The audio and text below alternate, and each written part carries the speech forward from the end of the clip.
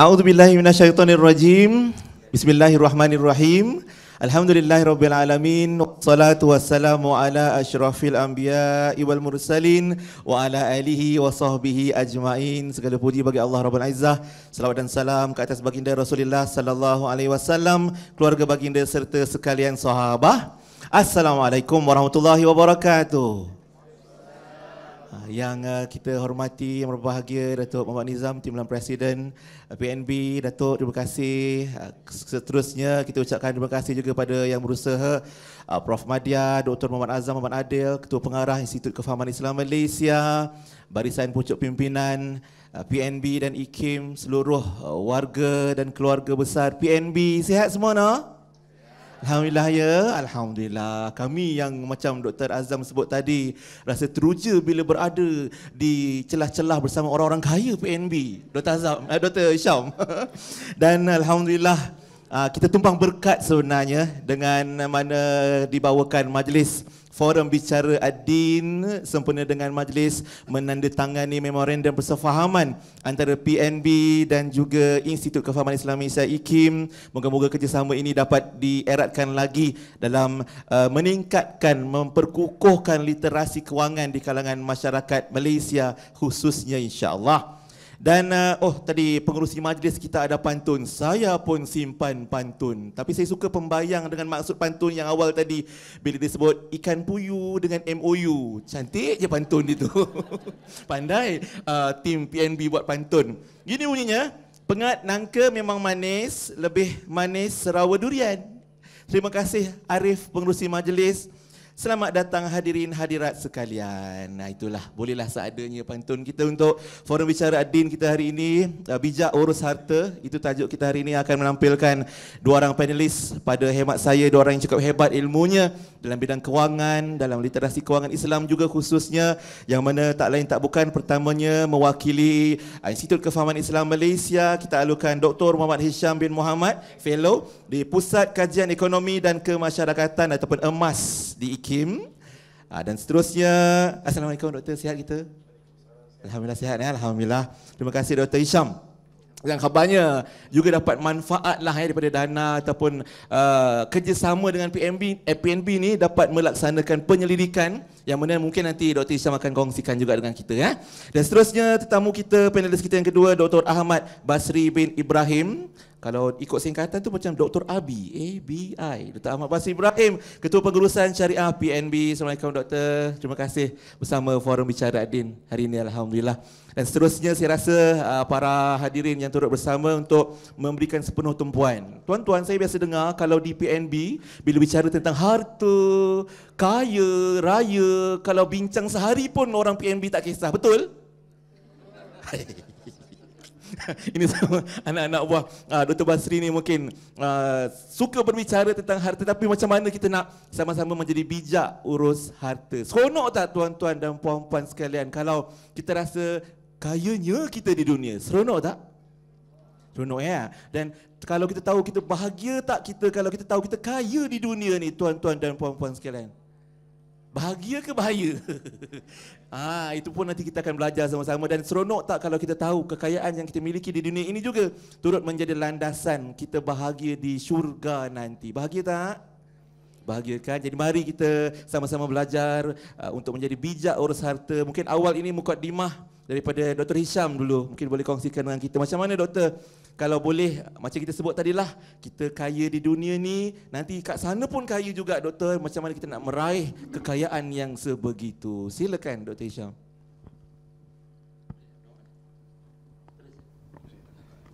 Bismillahirrahmanirrahim. Alhamdulillahirabbil alamin.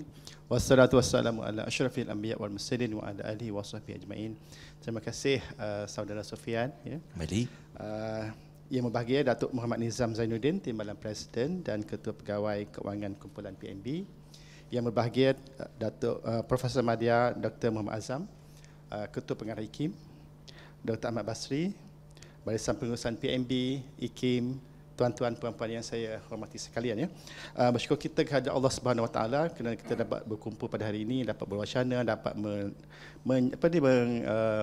menghadiri majlis menandatangani MOU antara IKIM dan juga PNB, dan pada masa yang sama kita mendoakan saudara-saudara kita di Palestin dilindungi oleh Allah Subhanahu Wa Taala. Dan berkaitan dengan persoalan yang dikemukakan oleh saudara Sofian seperti tadi, bahawasanya harta tu bukan sahaja boleh memberi kebahagiaan di dunia, tetapi ia juga boleh memberi kebahagiaan di akhirat kalau kena caranya, ya sebenarnya. Sebagaimana yang kita tahu, ya, harta merupakan satu instrumen yang sangat diperlukan oleh manusia. Tanpa harta, orang kata wang bukan segalanya, tapi segalanya memerlukan wang. Kan? Tanpa harta kita tak boleh meneruskan kehidupan, tak boleh untuk membeli, menyediakan kediaman, pakaian, makan pakaian dan sebagainya. Begitu juga dengan kemudahan-kemudahan keperluan-keperluan asasi yang lain, pendidikan, kesihatan. Dan pengiktirafan terhadap pengiktirafan Islam terhadap kepentingan harta ini dapat kita perhatikan menerusi firman Allah dalam surah Al-Nisa ayat ke-5, di mana Allah Subhanahu Wa Taala berfirman, wala tu'tus sufaha amwalakum allati ja'alallahu lakum qiyama warzuquhum fiha waksuhum wa qulu lahum qawlan ma'rufa. Dan janganlah kamu serahkan kepada orang-orang yang belum sempurna akalnya akan harta mereka yang ada dalam jagaan kamu, harta yang Allah jadikan kepada kamu untuk sebagai asas pembangunan kehidupan, dan berilah kepada mereka belanja dan pakaian daripada pendapatan harta tersebut, dan juga berkatalah dengan mereka dengan kata-kata yang baik. Walaupun ayat ini merujuk kepada cara pengurusan harta anak yatim, tapi sebenarnya saya nak tarik perhatian kepada frasa allati ja'alallahu lakum qiyama, iaitu harta yang dijadikan Allah sebagai unsur pembangunan kepada kamu, ya. Maksudnya harta tadi memang kita perlukan untuk kita menyara kehidupan kita, untuk menafkah keperluan meneruskan kelangsungan hidup. Ya, betul. Dan secara fitrahnya manusia ini merupakan makhluk ciptaan Allah yang cintakan kesenangan harta. Saya rasa tak ada orang tak sukakan harta. Ada orang tak suka harta ke? Ada. Ada tak kat PNB ni? Boleh bagi saya. Betul. Dan dalam surah Ali Imran ayat ke-14 Allah berfirman, zuyyina lin-nasi hubbus syahawati minan nisa' wal banin wal qanatiril muqantarati minaz zahabi wal fiddati wal khaylil musawwamah wal an'am wal harth zalika mata'ul hayatid dunya wallahu indahu husnul ma'ab. Dan dijadikan indah pada pandangan manusia kecintaan kepada apa-apa yang diingini, yang merupa wanita-wanita, anak-anak, harta benda yang daripada emas, perak, kuda-kuda pilihan, binatang-binatang ternak dan juga sawah ladang. Itulah kesenangan hidup di dunia dan di sisi Allah tempat kembali yang paling baik, ya. Dan disebabkan naluri dan fitrah manusia yang sedia ada ini, ya, kita ada macam bila kita ada naluri dan fitrah kepada harta, jadi kita punya pendekatan untuk mencari harta tadi, untuk mendapatkan harta tadi akan dipengaruhi. Kita akan terpengaruh dengan harta tadi, nak juga harta. Macam mana kita perlu cari harta? Dan ini dipengaruhi oleh sosio budaya kita lah, ya. Macam orang kapitalis, dia ada cara dia cari harta. Orang sosialis ada pendekatan dalam pengurusan harta mereka, dan kita sebagai orang Islam, kita ada cara kita menguruskan harta. Dan justru bagi memandu fitrah dan juga naluri manusia ini, Allah Subhanahu Wa Taala telah menetapkan pelbagai panduan untuk kita patuhi bagi memastikan kita ni tak menjadikan hawa nafsu sebagai panduan untuk kita mengumpul harta, panduan sebagai panduan untuk berekonomi dan sebagainya, ya. Dan justru itu dalam Islam kita ada pelbagai peraturan macam mana kita nak hasilkan harta, macam mana kita nak kumpulkan harta, macam mana kita nak belanjakan harta, nak sucikan harta, nak lindungi harta, nak agihkan harta.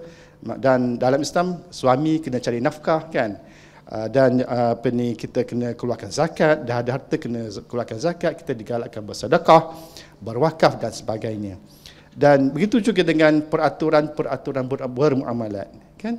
Dekat kita ada cara nak melakukan mudarabah, nak untuk terlibat dalam syarikat, joint stock company, nak even nak berhutang pun ada peraturan yang ditetapkan oleh Islam, ya.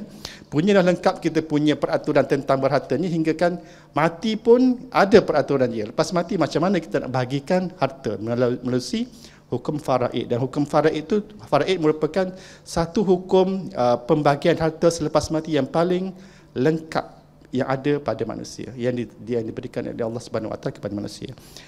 Dan di dalam peraturan-peraturan itu juga ada larangan-larangan tertentu yang perlu dijauhi. Macam dalam Quran mencela orang yang kedekut, orang yang bakhil, orang yang boros, ya, orang yang tak nak keluarkan zakat, ataupun orang yang membelanjakan hartanya ke jalan yang tak diredai oleh Allah Subhanahu Wa Taala. Dan dengan kata lain, Islam sebenarnya memberi penekanan kepada aspek penjagaan harta. Sebab itu dalam Islam dari awal lagi kita ada peraturan-peraturan yang memberi penekanan tentang pengurusan harta. Dan ini bukanlah sesuatu yang pelik, kerana dalam satu hadis Nabi ada bersabda, Nabi SAW ada bersabda, pada akhir zaman nanti manusia harus menyediakan harta untuk menegakkan urusan dunia, urusan agama dan juga urusan akhirat mereka. Ya? Maksudnya kita perlu harta untuk semua urusan dunia, mati urusan pun kena guna duit juga. Betul, betul, ya. Ya. Memang kalau kita berdasarkan pada hadis yang saya baca terjemahannya tadi, umat Islam memerlukan kekuatan harta dan pengurusan keuangan yang baik bagi membolehkan mereka mencapai objektif kehidupan dan juga mencapai apa yang dirujuk sebagai al-falah, kejayaan di dunia dan juga di akhirat. Dalam hal ini, kekuatan ekonomi itu boleh menjadi wasilah kepada kita untuk merealisasikan matlamat syariah yang lain lah. Bila kita ada kekuatan ekonomi, ada harta, kita boleh merealisasikan maqasid syariah yang lain, maqasid syariah yang lain. Yang ada dalam kita ada 5 maqasid. Kita ada nak jaga agama, nak jaga keturunan, nak jaga keturunan akal, kan, dan nyawa, semuanya memerlukan harta. Dengan kata lain, kita ni semua dah ada. Dalam Islam semua peraturan yang berkaitan harta dah sudah ada. Apa yang tinggal ialah sejauh mana kita nak mengamalkan apa yang diperintahkan oleh agama, dan bagaimana kita boleh menjadikan harta itu sebagai satu wasilah kita untuk mencapai kebahagiaan di dunia dan juga di akhirat. Memang tak dinafikan ada orang yang akan berpendapat, ada setengah orang lah yang pendapat harta tu mungkin melalaikan mereka, boleh melalaikan mereka. Pasal dalam Al-Quran pun ada beberapa ayat Al-Quran dan juga hadis Nabi SAW yang menyebut tentang harta tu boleh menjadi, harta dan juga anak pinak kita boleh menjadi satu bentuk fitnah dan boleh juga melalaikan kita lah. Dan sebenarnya mereka yang mempunyai salah tanggapan ni, mereka sebenarnya gagal untuk memahami bahawasanya jika harta ni diuruskan dengan baik seperti mana yang dianjurkan oleh Islam, dia sebenarnya boleh mendatangkan kebaikan. Cumanya berjaya ataupun gagalnya seseorang itu dalam ujian hartanya bergantung kepada bagaimana dia memperolehi harta tadi dan bagaimana dia membelanjakannya, sama ada selari dengan Islam ataupun tidak. Wallahu a'lam. Baik, terima kasih Dr. Hisham, fellow kanan kita di Pusat Kajian Ekonomi dan Masyarakat di IKIM, jelas berkongsikan dengan kita dari awal lahir uek-uek tu dah kena guna duit dah, tuan-tuan dan puan-puan. Betul tak? Sampailah kita meninggal dunia elok pun perlukan juga harta. Jadi tuan-tuan dan puan-puan, suka tak pada harta? Suka tak jadi kaya? Tapi bila dah kaya, kita bakhil ke kita pemurah? Kan itu persoalan-persoalan yang mungkin daripada ada yang kata bakhil, tak nak kongsi dengan orang. Rahsia, biarlah rahsia. Masya-Allah, ni family PNB ni memang sangat hebat dia punya pemilikan hartanya. Dr. Bazri, masya-Allah. Mungkin Dr. Bazri boleh kongsikan dengan kita macam mana Allah Taala sebutkan juga dalam Al-Quran, wabtaghi fima atakallahu darul akhirah. Kejarlah kamu, usahalah kuat-kuat untuk dar akhirah, untuk akhirat kamu. Wala tansa nasibaka minad dunya. Jangan kamu lupa nasib kamu di dunia ni. Kita nak makan, keluarga nak makan, anak nak membesar, nak belajar, dan banyak perlukan kewangan di situ. Jadi macam mana Doktor nampak sebenarnya macam sahabat-sahabat penonton kita sebutlah, tak salah jadi kaya, tapi biar kena pada caranya. Dr. Basri, silakan. Bismillahirrahmanirrahim. Alhamdulillahi rabbil alamin, wassalatu wassalamu ala asyrafil anbiya'i wal mursalin wa ala alihi wa sahbihi ajma'in. Assalamualaikum warahmatullahi wabarakatuh. Terima kasih Saudara Sofian, yang dihormati, yang berbahagia Datuk Nizam Zainuddin, dan yang berbahagia Profesor Madya Dr. Azam, pengurusan IKIM dan juga pengurusan PNB. Alhamdulillah kita dapat bertemu pada petang ini dengan izin Allah Subhanahu Wa Taala dan juga dengan rahmat Allah Subhanahu Wa Taala kita dapat bersama-sama di dewan yang indah ini. Jadi untuk menjawab persoalan yang timbulkan tadi tentang harta, memang harta itu merupakan salah satu perkara yang sangat penting. Memang kita perlu menjaga harta seperti mana yang disebut oleh Dr. Hisham, sahabat saya sekejap tadi, ayat yang mengatakan wala tu'tus sufaha amwalakum allati ja'alallahu lakum qiyama. Janganlah kamu berikan harta kamu, sama ada beri secara fizikal ataupun dari sudut pengurusan, kepada as-sufaha.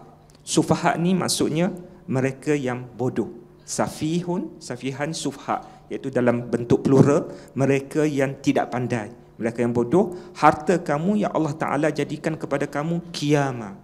Dalam ayat ini disebut dengan jelas qiyamah. Maksud qiyamah ialah tiang seri kehidupan. Maknanya perkara yang sangat penting dalam kehidupan kita, yang menjadi tulang belakang kita adalah harta. Jadi di samping kita berbicara tentang ibadah, tentang tentang agama, memang tidak boleh kita lari daripada harta. Sebab ada sebahagian ibadah itu memang memerlukan harta. Kita nak tunaikan haji, perlukan harta. Kita nak bayar zakat, perlu kepada harta. Kita nak berinfak, sedekah, perlu kepada harta, dan setiap perkara banyak memerlukan kepada harta. Jadi dari segi bagaimana kita hendak memastikan harta itu diberkati oleh Allah Ta'ala dan menjadi tiang seri yang sebetulnya, di dalam sistem pentadbiran harta Islam ni digariskan 5 perkara penting di dalam kita menguruskan harta. Yang pertama ialah macam mana kita menjana harta. Yang kedua, macam mana kita menambah harta. Yang ketiga, macam mana kita melindungi harta. Yang keempat, macam mana kita melindungi harta. Yang ketiga, yang keempat ialah macam mana kita membahagikan harta. Dan yang kelima ialah macam mana kita mensucikan harta. Jadi di dalam setiap bahagian itu ada undang-undangnya, ada hukum hakamnya yang telah ditetapkan supaya kita dapat keberkatan dari harta tersebut. Sebab kita kena ingat, harta ini adalah antara perkara yang ditanya oleh Allah SWT di akhirat nanti. Disebut dalam satu hadis Nabi SAW, la tazulu qadama 'abdin yaumal qiyamati hatta yus'al an umrihi fima afnahu wa an ilmihi fima fa'al wa an malihi min aina iktasabahu wa fima anfaqahu wa an jismihi fima ablahu. Hadis yang diriwayatkan oleh Al-Imam Tirmizi mengatakan bahawa setiap anak Adam itu akan ditanya 5 perkara. Ditanya 5 perkara. Satunya akan ditanya tentang umurnya, di mana dihabiskan umurnya. Yang kedua ditanya adalah tentang ilmunya, di mana apa yang dia buat dengan ilmunya, sama ada memberi manfaat ataupun memberi mudarat kepada diri dia ataupun kepada masyarakat. Yang ketiga keempat melibatkan harta. Kita ditanya tentang hartanya, min aina iktasabahu, mana sumbernya, mana datang harta tersebut.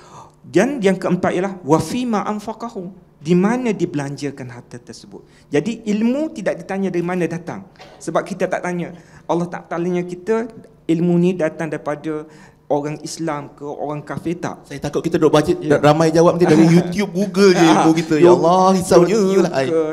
Tak tanya dari mana sumber, masya-Allah. Gunalah Syekh Google, Syekh YouTube ke, apa syekh pun boleh pakai. Selagi mana ilmu, sebab yang pentingnya ditanya adakah apa yang dia buat dengan ilmu dia, sama ada memberi manfaat ataupun tidak memberi manfaat. Sebab itu antara doanya yang diajar oleh Nabi SAW, kita doa antara yang kita minta lindung daripada Allah Ta'ala ialah wa min ilmin la yanfa', kan, daripada ilmu yang tidak memberi manfaat. Tetapi dari segi harta ditanya kedua belah pihak, datang dari mana dan di mana dibelanjakan. Itu kepentingan harta.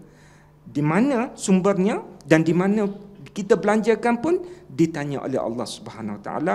Dan yang kelima ialah akan ditanya tentang jisim kita ataupun jasad kita, anggota tubuh badan kita, di mana kita menggunakan anggota tubuh badan kita.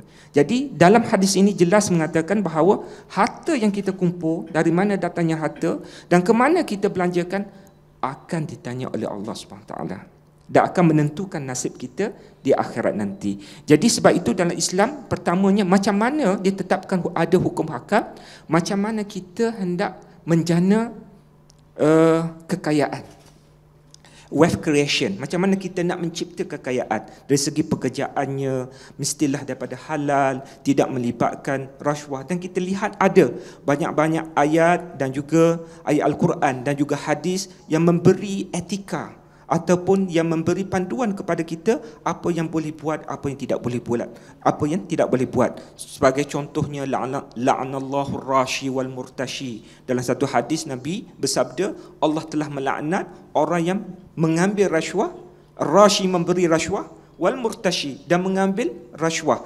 Dua-dua dilaknat. Jadi kita kena pastikan di dalam kita mencari harta, mencipta harta, menjana pendapatan, kita kena elakkan perkara yang haram seperti rasuah ataupun mengambil ataupun memberi rasuah. Selain itu, ahallallahu al-bai'a wa ahallallahu al-bai'a wa harrama riba. Dihalalkan jual beli tetapi diharamkan riba. Diharamkan juga gharar. Dalam kita membuat muamalah ini tidak dibenarkan untuk berlaku gharar, uncertainty, ketidakketentuan di dalam subjek matter ataupun barang yang kita jual ataupun kita beli dan sebagainya. Itu ada hukum hakam yang telah ditetapkan dalam Islam, macam mana kita menjana pendapatan. Yang kedua, macam mana kita menambah pendapatan, iaitu dengan cara investment. Iaitu ada juga hukum hakam tentang pelaburan. Ada akad musyarakahnya, ada akad mudharabahnya, ada akad wakalahnya dan pelbagai akad yang telah ada ditetapkan oleh para ulama kita, dibincangkan dan sehingga sekarang pun kita guna pakai dalam bentuk sukuk, dalam bentuk saham dan sebagainya. Pelbagai akad itu semua adalah untuk menambah kekayaan. Peraturan untuk menambah kekayaan. Itu yang kedua. Yang ketiga ialah macam mana kita melindungi kekayaan, iaitu dengan takaful. Ada takaful family, ada takaful general takaful, ada family takaful, yang mana kita boleh jadi partisipan, menjadi di dalam produk-produk takaful itu untuk melindungi kekayaan kita bila berlaku kemalangan dan sebagainya. Dan ada caranya untuk melindungi, ada instrumennya yang telah dibenarkan, iaitu melalui takaful. Itu yang ketiga. Yang keempat ialah Islam juga mengajar kita macam mana kita membahagikan kekayaan. Itu dengan cara faraid, dengan cara hibah, dan sekarang ini ada hibah amanah dan sebagainya, supaya mereka yang kita tinggalkan setelah kita mati ini, mereka yang layak mendapat harta tersebut. Diberikan kepada siapa? Adik-beradik, kepada anak, kepada isteri, kepada ibu yang masih hidup ataupun ayah yang masih hidup. Semuanya ada hukum. Ada hukum dipanggil ashabul furud, ada ashabul asabah dan sebagainya. Semuanya demi untuk menjaga kebaikan dan menjaga harta itu supaya tidak jatuh kepada orang-orang yang disebut dalam ayat tadi, orang-orang yang tidak pandai, orang-orang yang bodoh, sufhat tadi.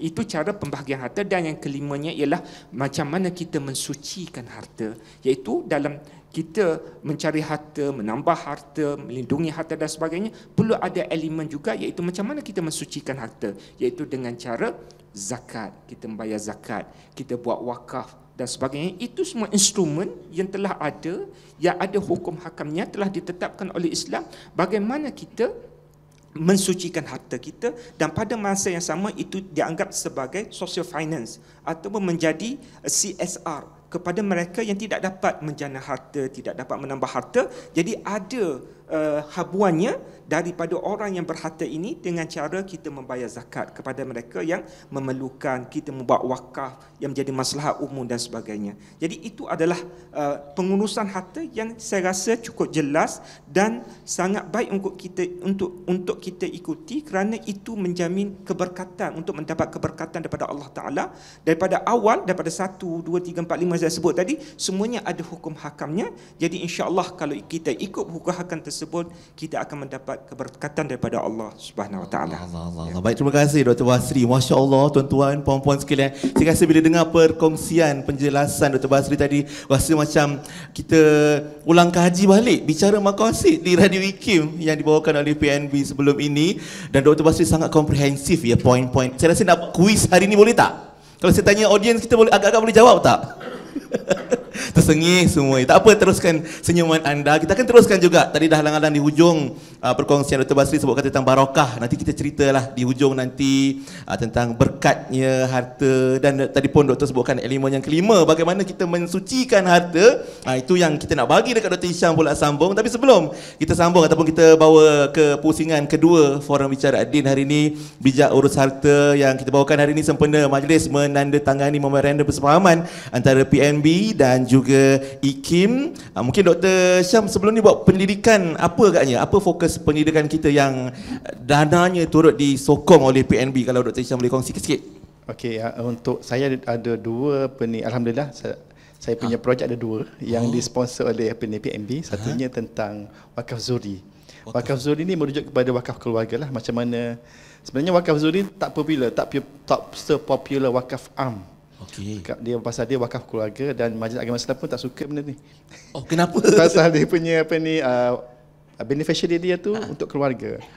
Untuk keluarga. Sukalah kan keluarga sepatutnya. Cumanya saya nampaknya dia ada potensi lah kalau dia diuruskan oleh third party ataupun mutawalli lah, ataupun pihak-pihak yang dilantik oleh Jabatan Majlis Agama Islam, ya. Dia boleh jadi macam satu instrumen pengurus family office itu satulah. Satu. Yang keduanya kami ada buat satu kajian dengan UKM dan juga IKPK berkaitan dengan literasi kewangan Islam dalam kalangan masyarakat Muslim di Malaysia. Kajian tu dah pada peringkat akhir, pada hujung tahun ni dia kesiap.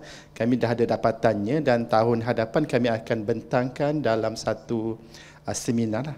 Dan seminar tu lah yang disponsor oleh pihak PNB. Oh, ya? Oh, insya-Allah nantikanlah perkongsiannya nantilah ya. Mungkin tajuk tadi pun boleh kita bawakan di bicara maqasid. Dan alhamdulillah tadi bila Dr. Basri pun sebut tentang elemen-elemen yang berkaitan dengan harta yang kita miliki tu kan, tuan-tuan, puan-puan, doktor sekalian. Kadang-kadang bila cerita bab ibadah macam Dr. KP sebutkan tadi, ibadah ni bukan saja solat, bukan saja puasa, haji. Kadang-kadang bila orang nak solat, nak angkat takbiratul ihram, Allah, lama nak dapat khusyuk betul-betul. Solat yang betul-betul bersungguh. Tapi bab kata bila duit banyak dapat, dia buat tak tahu je zakat tah mana, sedekahnya ke mana, dia lupa sebab seronok sangat dapat harta. Sedangkan harta itu perlu disucikan, barulah datangnya barakah ataupun bertambah subur, bertambah banyak lagi keberkatan, barulah boleh happy dan bahagia di sana nanti, doktor. Macam mana bagi mereka yang menggunakan alasan Allah, harta tak payahlah nak zakat-zakat ke, tak payahlah nak sedekah-sedekah. Macam mana doktor perlu kita tekankan perkara tersebut dalam Islam? Okey, terima kasih Saudara Safian. Ia sebenarnya ada kaitan dengan masalah keadilan. Bila kita tak keluar zakat, sebenarnya kita telah tak melakukan keadilan. Betul, ya kan? Betul. Dan dalam Islam tu keadilan merupakan satu nilai yang amat dititik beratkan. Dan cumanya kita perlu tahu macam mana kita nak melaksanakan ataupun nak mengoperasikan nilai adil tu supaya dapat menghasilkan apa yang diperintahkan oleh agama lah. Dan masalah masalah yang berlaku sekarang sebenarnya berpunca daripada kegagalan kita untuk mengoperasikan nilai adil tu, kan? Masalah kemiskinan. Kenapa muncul ada masalah kemiskinan sedangkan kita punya orang kaya sangat kaya, tapi ada juga orang miskin. Itu merupakan satu prima facie yang menunjukkan bahawa kita gagal mengoperasikan nilai adil. Pasal harta kekayaan yang dikurniakan oleh Allah Subhanahu Wa Taala itu memang dah cukup. Bila kita gagal nak berkongsi dengan orang lain, maka akan muncullah masalah-masalah dalam masyarakat, ya. Dalam surah Al-Baqarah ayat ketiga, kalau kita baca surah Al-Baqarah ayat yang mula-mula tu, ayat ketiga, Allah telah menyatakan bahawa antara sifat-sifat orang yang bertakwa tu, dia selain daripada beriman dengan perkara gaib dan juga mendirikan solat, mereka ini menafkahkan, menginfakkan sebahagian daripada rezeki yang dianugerahkan oleh Allah Subhanahu Wa Taala kepada orang-orang yang memerlukannya. Dan menurut Al-Mawardi, kalau kita buka tafsir Al-Mawardi, dia kata infak tu sebenarnya merangkumi dua aspek. Satu, menafkahkan yang bentuk wajib lah, macam kita berzakat, macam kita menafkahkan kepada keluarga kita, ya. Dan juga infak yang dalam bentuk sunat, macam derma, sedekah biasalah, yang di mana kedua-duanya sebenarnya bila kita menginfakkan harta kita, sebenarnya kita ingin mendapatkan keredaan Allah Subhanahu Wa Taala lah, ya. Dan nafkah, saya nak sentuh tentang nafkah kepada keluarga dulu. Nafkah yang diberikan kepada keluarga itu memang walaupun kita kata itu satu kewajipan, tapi sebenarnya dia diberi pahala oleh Allah Subhanahu Wa Taala.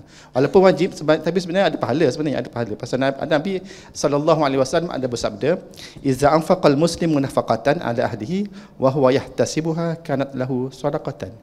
Apabila seorang Muslim itu beri nafkah kepada keluarganya dan dia mengharapkan pahala dengannya, maka nafkah tadi teranggap sebagai sedekah. Ya. Dan dalam satu lagi hadis Nabi SAW, Nabi bersabda, "Walasta tunfiqu nafaqatan tabtaghi biha wajhallah illa ujirta biha hatta luqmatu taj'aluha fi imra'atik." Dan tidaklah kamu memberikan nafkah dalam mencari keredaan Allah, melainkan semuanya akan dibalas dengan pahala. Sehinggakan setiap suap yang disuapkan ke dalam mulut isterimu juga akan diberi pahala. Berapa suap? Dikira pahala lah. Let's say 10 suap, 10x lah, 10 kali suap, 10 kali pahala kan. Dapat pahala. Isi dapat pahala. Dapat pahala, alhamdulillah. Semua perkara yang dapat pahala. Betul. Nafkah, macam saya cakap tadi, nafkah kepada keluarga itu wajib, ya, wajib. Tapi dikategorikan juga sebagai sedekah, sebagai satu galakan kepada kita untuk buat yang wajib dulu, buat yang wajib kepada kaum kerabat. Lepas tu baru extend kepada yang luar di lingkungan keluarga kita lah, ya. Dan menyentuh tentang aspek infak kepada selain pada ahli keluarga, ya. Ini kita dapat lihat daripada aspek penciptaan manusia itu sendiri, ya. Dalam salah satu fitrah penciptaan manusia ni, kita diciptakan oleh Allah Subhanahu Wa Taala tak sama. Kan? Macam Sofian handsome. Amin. Kan? Ada yang tulis kan tak baik penonton. Memang kita diciptakan tak sama, ya. Betul. Dan benda ni ada disebut dalam Al-Quran, dalam surah Az-Zukhruf ayat ke-32, di mana Allah berfirman, "Ahum yaksimuna rahmata rabbik nahnu qasamna bainahum ma'isyatahum fil hayatid dunya wa rafa'na ba'dahum fawqa ba'din darajat liyattakhiza ba'dahum ba'dan sukhriya wa rahmatu rabbika khairum mimma yajma'un." Dan apakah mereka yang membahagi-bahagikan rahmat Allah, rahmat Tuhanmu? Kamilah yang menentukan kehidupan mereka dalam kehidupan dunia, dan kami telah meninggikan sebahagian mereka atas sebahagian yang lain beberapa darajat, agar sebahagian mereka dapat memanfaatkan sebahagian yang lain, dan rahmat Tuhanmu lebih baik daripada yang mereka kumpulkan. Dan maksud ringkasnya di sini ialah Allah menjadikan kita tu ada yang kaya, ada yang fakir, ada yang kuat, ada yang lemah, ada yang pandai, ada yang famous, ada yang tak famous, kan? Dan semua tu untuk mewujudkan unsur kerjasama antara mereka, ya. Dan rahmat Allah yang disebut tadi sebenarnya merujuk kepada Al-Quran yang diturunkan kepada Nabi Muhammad SAW, yang menjadi panduan dalam mengurus kehidupan kita. Dan dalam ayat ini juga disebut agar sebahagian kamu dapat memanfaatkan sebahagian lain. Maksudnya itu kerjasama. Kalau dalam konteks ekonomi, kita boleh mengatakan kerjasama ini mungkin boleh wujud dalam bentuk bagaimana orang kaya boleh membantu orang miskin. Macam kalau businessman dia bila dia mewujudkan satu perniagaan, dia sebenarnya boleh hire, boleh gaji orang untuk bekerja, ya, boleh gaji untuk orang untuk bekerja. Dan kerjasama ni sebenarnya bukan berlaku dalam perniagaan saja, dia juga boleh berlaku dalam aspek-aspek lain lah.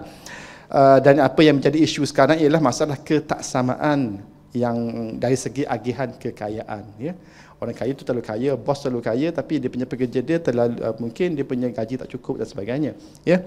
Dan ketidaksamaan ini bukanlah sesuatu yang baru. Kalau kita baca laporan yang dibuat oleh Oxfam, tuan-tuan biasa dengan Oxfam, ya. Oxfam ni satu pertubuhan yang berpekalan di di UK yang mengkaji tentang masalah kemiskinan di seluruh dunia. Dia buat kajian tahun ini kajian lepas masa time COVID dulu.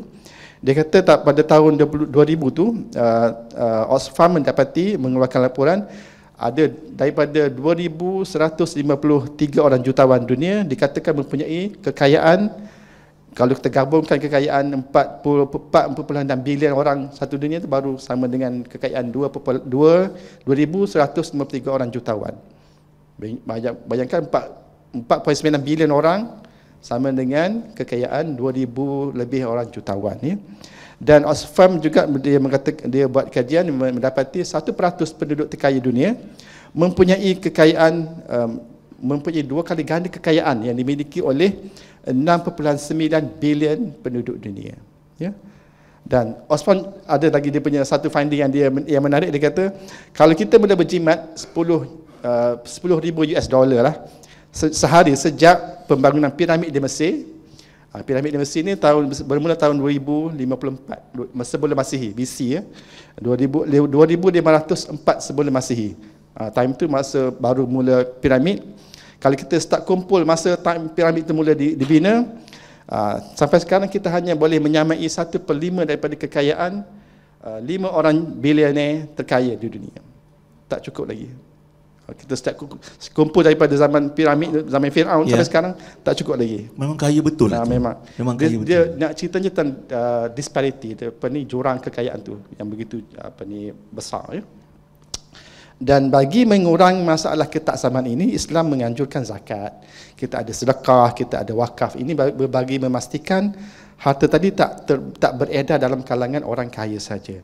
Dan dalam konteks umum, zakat itu merupakan mekanisme pembagian harta yang menduduki tempat ketiga dalam hierarki rukun Islam. Kan? Lepas kita syahadat, kita solat, zakat, ya.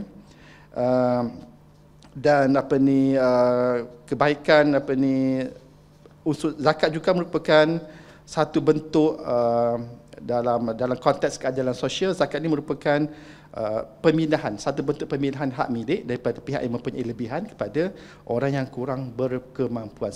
Tujuannya untuk memobilisasi sumber bagi memastikan orang yang tak ada peluang tu tadi dapat dia punya akses kepada sumber bagi meningkatkan kehidupan mereka.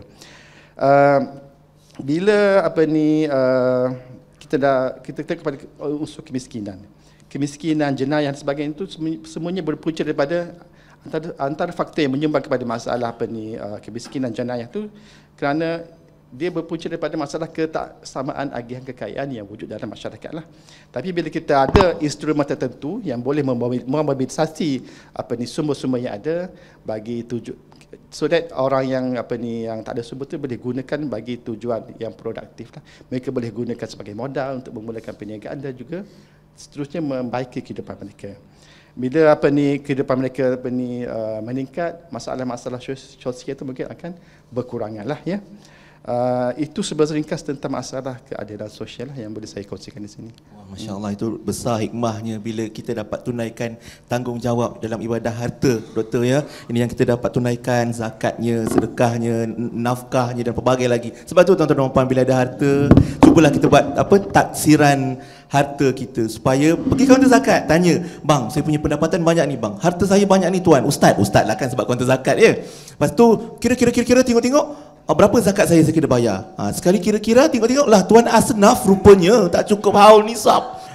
Dapat pula kan. Itu nak kata adil dan saksamanya Islam. Ada pernah cuba tak pergi kaunter zakat? Tak pernah kan? Cubalah. Bukan suruh jadi asnaf, tidak. Tapi dalam masa yang sama ibadah harta yang kita tunaikan ini manfaatnya sangat besar, hikmahnya sangat besar, semua dapat menikmati hebat dan indahnya Islam dalam kebijaksanaan mengurus harta. Cakap tentang ilmu, Dr. Basri, sekarang ni orang advance dekat media sosial. Kalau dulu awal-awal zaman-zaman viral orang cuma tulis pinjam 100, pinjam dulu bayar nanti. Dia punya advance, orang buatkan lagu. Pinjam 100 Nur Nilam Sari, pinjam dahulu bayar nanti. Tapi Masya Allah, ramai juga di kalangan kita yang ilmunya cukup tinggi, cukup bagus. Ditambah pinjam 100 ini bayar, pinjam dulu bayar nanti adalah satu jenis contoh qardul hasan. Pinjaman ihsan. Betul tak? Oh, menganga tim PNB. Tapi sebab itulah kita tanya dengan Dr. Basri dari sudut literasi kita pada kewangan Islam, tentang ilmu. Dengan ilmu ni juga kita dapat melindungi harta kita, dapat melindungi, menyelamatkan kita daripada tipu daya. Macam tadi Dr. Hisham sebutkan, ada jenayah-jenayah yang menipu daya orang ramai. Berapa ramai dah kena scammer semua kan. Macam mana pada pandangan doktor? Kita kena bijak urus harta dengan ilmu, Dr. Basri. Ya, terima kasih Saudara Fian. Dari segi bijak menguruskan harta untuk mengelakkan penipuan, kalau kita lihat menjadi sunnatullah, kan, di mana-mana sahaja kita pergi akan ada orang yang defisit dan akan ada orang yang surplus, ada duit lebih, kan. Bukan sahaja di Malaysia, even kalau kita pergi di negara kaya di US, di UK pun, adakah semua orang kaya di US? Kan?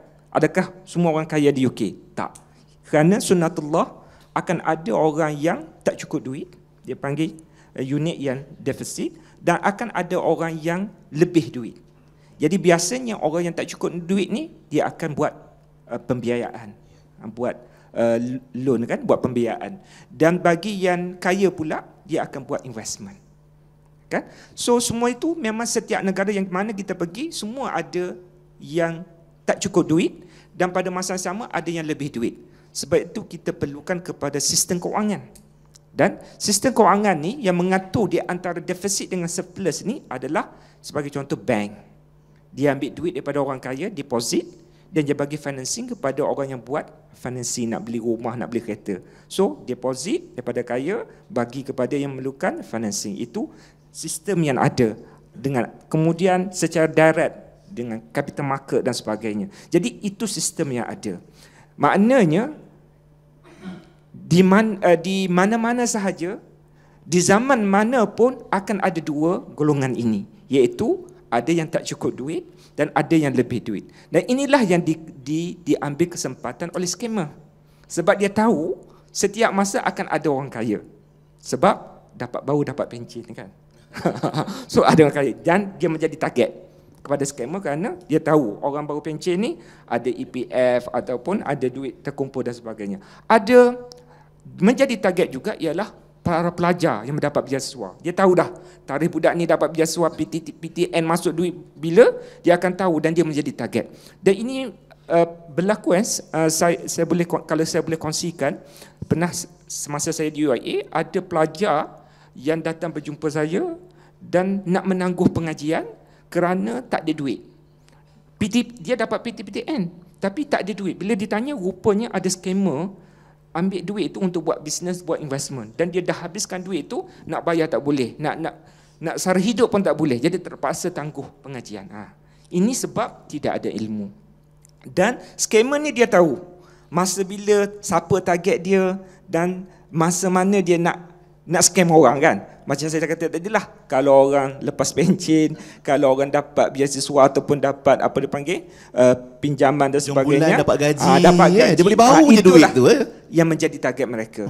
Jadi kita perlu kepada ilmu. Walaupun saya kata tadi sama ada kita daripada golongan defisit, nak buat pinjaman, nak buat pembiayaan, jangan cari alur. Kan, sebagai contoh, mesti melalui saluran yang patuh undang-undang, dan bagi orang Islam patuh syariah. Itu dua perkara yang perlu diambil pertimbangan sebelum kita membuat sesuatu pembiayaan, iaitu pertama patuh undang-undang dan yang keduanya patuh syariah. Begitu juga bagi orang kaya, bila dia di approach ataupun digati oleh mana-mana untuk buat pelaburan, dia kena ada dua perkara yang perlu tengok, iaitu pertama patuh undang-undang dan yang keduanya patuh syariah. Macam mana nak tahu patuh undang-undang? Biasanya kalau perniagaan investment tu yang berlesen, yang patuh undang-undang, biasanya kalau dah berjalan dia ada prospektus dia. Kita boleh tanya di manakah berapa aset yang dia ada, syarikat tu ada, di mana dilaburkan, sama ada di fixed income ke, di equities ke, ataupun ada perniagaan yang tertentu yang dilaburkan, kita boleh tanya. Tapi kalau dia kata, oh perniagaan tu di Rusia, tempat mana tak tahulah, di minyak, perniagaan ni untung sebab minyak. Dan ada yang buat perniagaan berdasarkan yang tidak wujud, kan? Dia bila tak wujud ni kita pun tak boleh nak akses kat mana. Contohnya tadi di Rusia, ataupun yang menjadi tarikan juga bagi umat Islam yang kata perniagaan ni memang untung. Sebab apa untung? Sebab dia meniaga bilik hotel dekat Mekah dan Madinah. Dan Mekah Madinah ni tak pernah sunyi, dia kata. Setiap tahun, setiap masa memang akan dipenuhi. So kalau you invest dalam skim ni memang akan untung. Sebab Mekah Madinah ni tak pernah sunyi. Tapi yang masuk memang rugilah, kan? Jadi yang pertama patuh undang-undang kita kena tahulah dari segi, sebab kita kena selidiki dari segi lesen dia, dari segi prospektusnya, di mana dilaburkan dan sebagainya. Dan yang keduanya patuh syariah. Dan patuh syariah ni kita kena tanya siapa penasihat syariah dia, siapa yang ada majlis fatwa yang terlibat, yang memberi fatwa dan sebagainya, ataupun ada kalau diawasi oleh pihak SC, adakah mendapat kelulusan daripada SAC, daripada SC, ataupun kalau perniagaan diawasi oleh pihak bank negara dari segi ambil deposit dan sebagainya, adakah mendapat lesen. Semua itu perlu diambil tahu. Dan cuma yang menjadi scammer ni, kalau kita tengok sekarang ni, scammer pun dia tengok rentak masyarakat juga. Macam tadi, dia cari target dia siapa dan sebagainya, dan apa perkara yang boleh menarik orang melabur. Antaranya dari segi keuntungan tinggi, kan? Dalam masa 3 bulan boleh double pelaburan. Betul. Oh, cantik sangat, bulan bintang. Ya. Jadi biasa kalau orang jumpa saya kata untung macam ni double, kan? Saya kata sekarang ni nak masuk toilet pun kena bayar 50 sen. So kalau untung terlalu banyak memang tak akan lah. Kalau dia untung, dia tak ajak orang lain, dia makan seorang-seorang.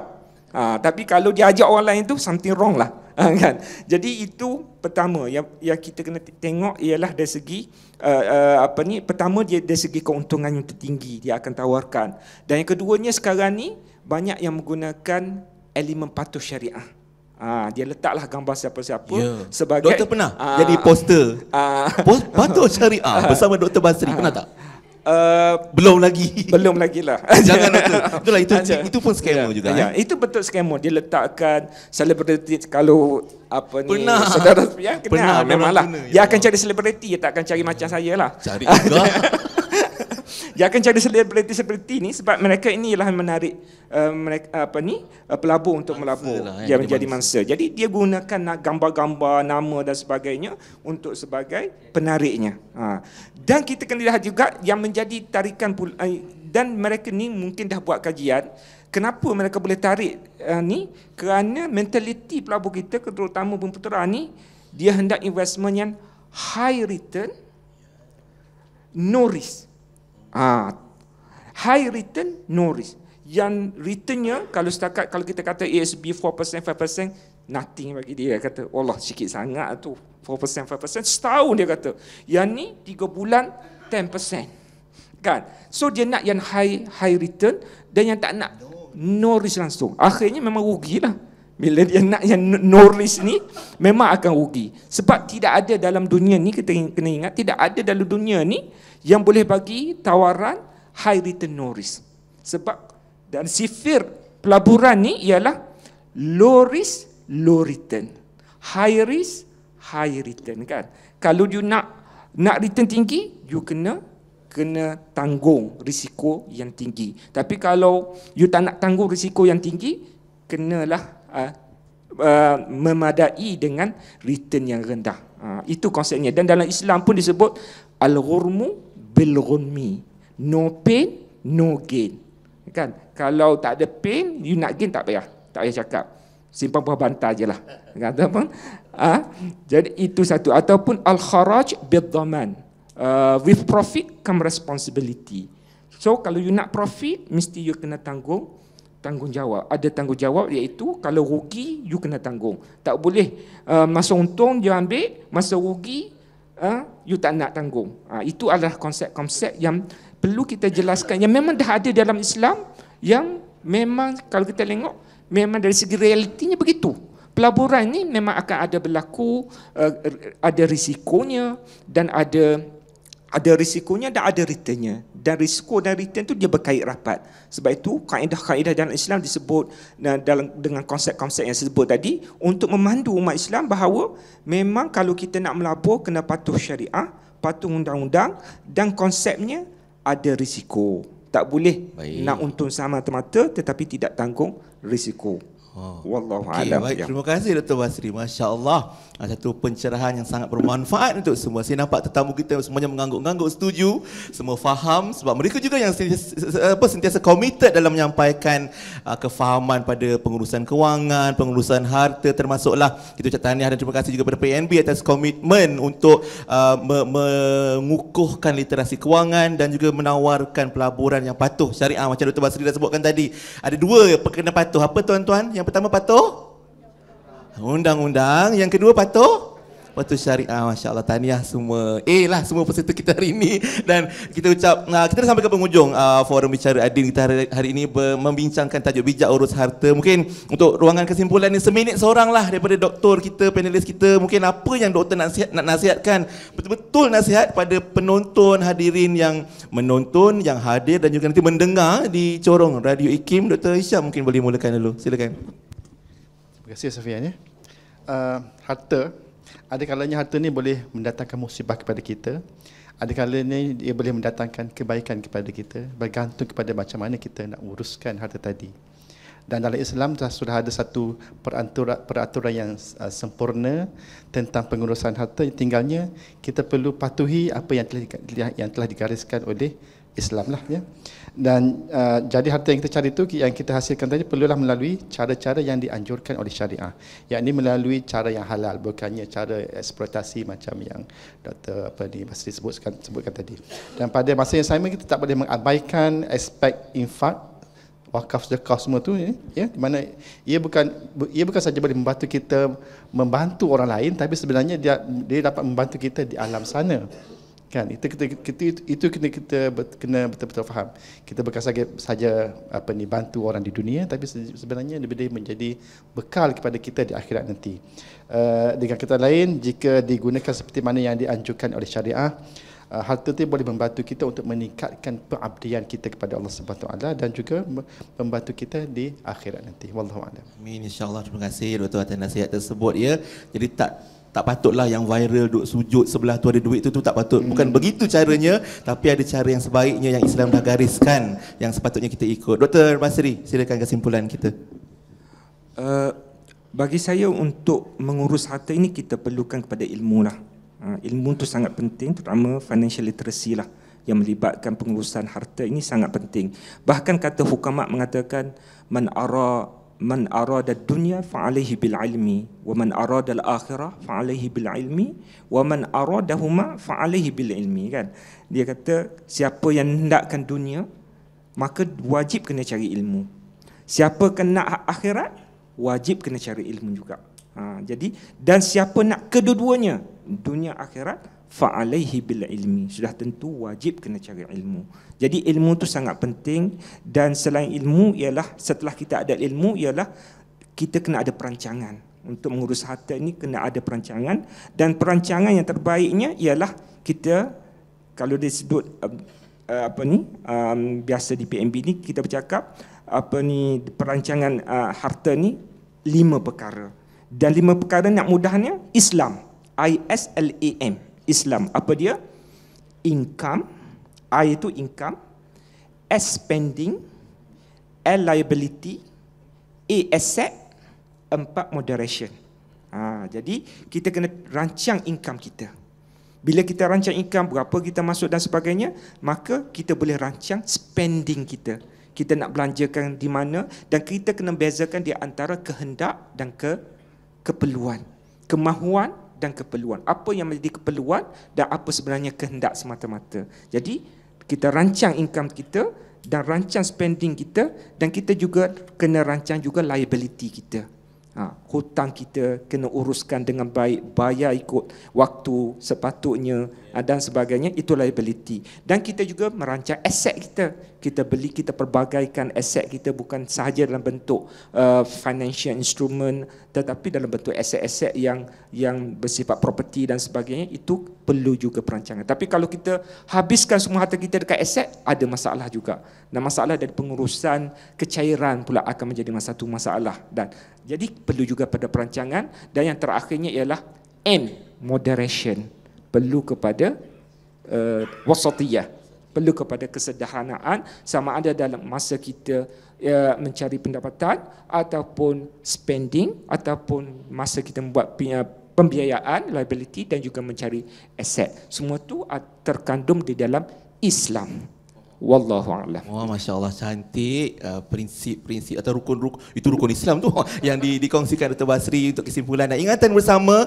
Kita punya bekalanlah ilmu. Itu juga yang Nabi SAW sebutkan, man salaka tariqan yaltamisu fihi ilma sahalallahu lahu tariqan ilal jannah. Maknanya dalam apa saja bidang, bila Nabi SAW sebutkan siapa yang menelusuri jalan yang ada padanya ilmu, tak kira lah ilmu apa-apa doktor ya, termasuk ilmu pengurusan harta, pengurusan kewangan, maka Allah Ta'ala akan mudahkan jalannya nanti menuju ke syurga. Jadi insya-Allah moga-moga dengan harta yang kita ada tuan-tuan dan puan-puan, kekayaan yang Allah kurniakan, rezekikan untuk kita semua ni, kita manfaatkan sebaik mungkin. Ikut panduan apa yang dua orang doktor kita kongsikan, Dr. Hisham, Dr. Basri. Terima kasih banyak-banyak untuk perkongsian hari ini, dan moga-moga apa yang dimanfaatkan tu dapat juga jadi manfaat, memudahkan jalan kita menuju ke syurga nanti insya-Allah. Itu dia forum bicara Ad-Din kita hari ini bersempena dengan majlis menandatangani memorandum antara Permodalan Nasional Berhad PNB dan juga Institut Kefahaman Islam Malaysia IKIM. Moga-moga kita bukan sekadar berforum saja, ada banyak lagi perkongsian manfaat yang kita akan kembangkan lagi insya-Allah, hasil kerjasama keakraban